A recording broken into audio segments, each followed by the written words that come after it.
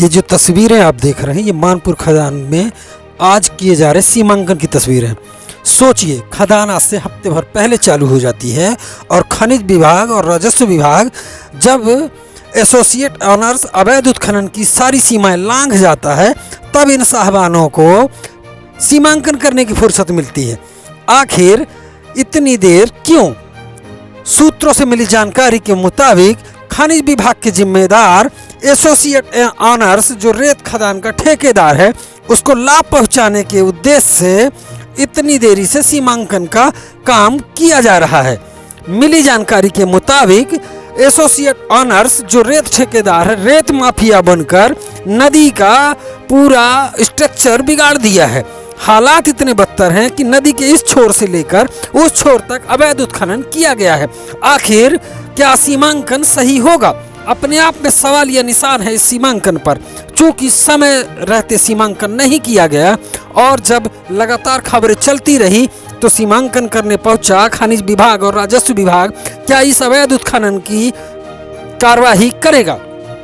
ये देखिए, ये जो गड्ढे दिख रहे हैं, ये जो नदी दिख रही है, ये पानी नहीं था। इस तरीके से 10-10 फीट के गड्ढे खोदकर ये रेत माफिया नदी के पानी के भीतर से रेत का अवैध उत्खनन करता रहा है।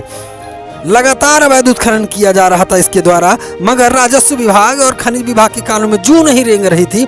खबरें लिखे जाने के बाद, खबरें दिखाए जाने के बाद आज सीमांकन करने जिम्मेदार पहुंचे, मगर कितनी जिम्मेदारी से सीमांकन होगा ये अपने आप में बड़ा सवालिया निशान है।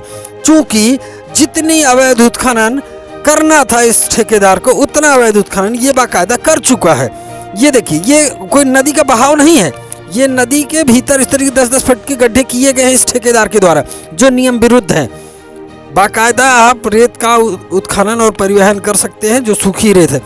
खोद कर 10-10 फीट के गड्ढे रेत का उत्खनन नहीं किया जा सकता नियमतः, पर रेत ठेकेदार खनिज विभाग के संरक्षण में इस तरीके से पूरी नदी का हालात बिगाड़ के रख दिया है।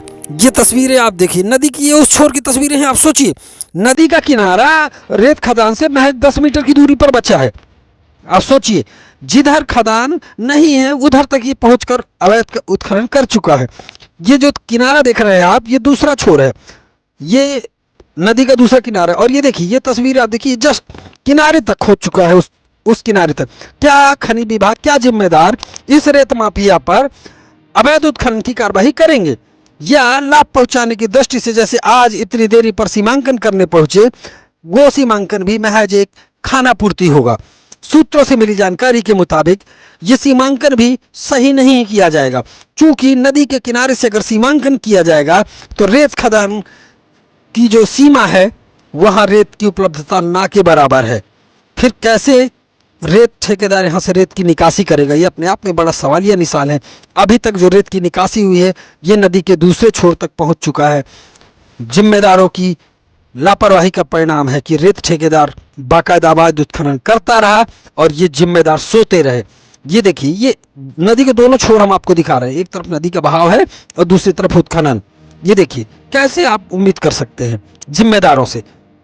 मिली सूत्रों के मुताबिक अच्छा खासा 60 गांठ खनिज विभाग और रेत ठेकेदार के बीच हो चुका है, जिसके चलते हम तो कह रहे हैं जिला प्रशासन को कि जिला प्रशासन बाकायदा खड़े होकर और इस नदी का सीमांकन कराए, फिर बताए कि आखिर अवैध उत्खनन हुआ या नहीं।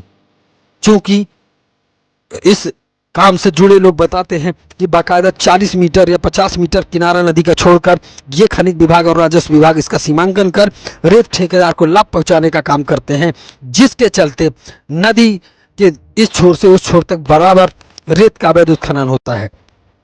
चूंकि अगर मानपुर की तरफ से सीमांकन नदी के किनारे से किया जाएगा तो रेत ठेकेदार के पास रेत को उत्खनन करने के लिए एक भी जगह नहीं है। सारे जगह पत्थर और सड़क बनी हुई है, वहां रेत की उपलब्धता ही नहीं है। फिर आखिर कैसे सीमांकन करते हैं जिम्मेदार? ये तो अपने आप में बड़ा सवाल है। आखिर क्यों जिला प्रशासन खनिज विभाग पर नकेल नहीं कस पा रहा? क्यों जिम्मेदारी से सरकार की तनख्वाह लेते हैं आप, फिर ठेकेदार की नौकरी क्यों? सवाल अपने आप में बड़ा है।